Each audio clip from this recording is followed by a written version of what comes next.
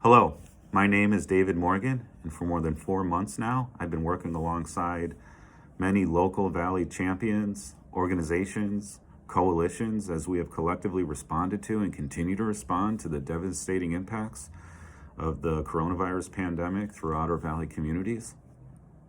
It has been and continues to be a whirlwind of emotions and experiences as we navigate the ever-changing circumstances of COVID-19. And from the onset of the pandemic crashing down on the Valley, it brought unprecedented challenges and affected every part of our lives. Before I underscore some of those devastating impacts, I'd like to take you just a few months before when we unveiled the Valley Community Index 2019 in October 2019, months before COVID-19 crashed upon our valleys. We unveiled as a region data and information that highlighted strengths and opportunities and needs of our valley region.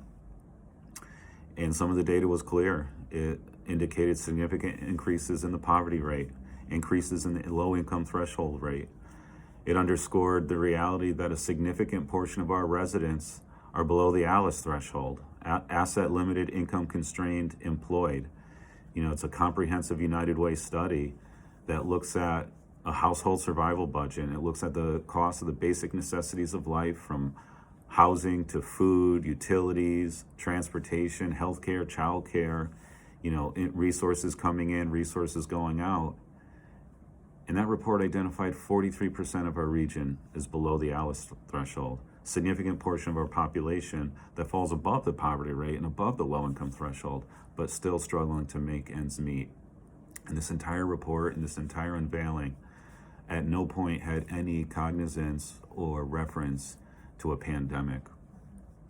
And so now we fast forward into March 2020, and then, more than 4 months later, and what we experienced within our Valley communities was a significant surge of need that was further exacerbated from, a surge in food need, surge in, housing services, behavioral health, complex family needs, diaper need, childcare, access to childcare, impacts of loss of employment, and how the coalition of so many not-for-profit agencies in the Valley were a lifeline for so many people from all walks of life, and how fragile and vulnerable that has been for so many months.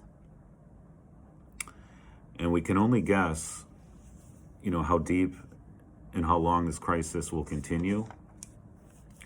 It's certainly not over, and it is nowhere near over.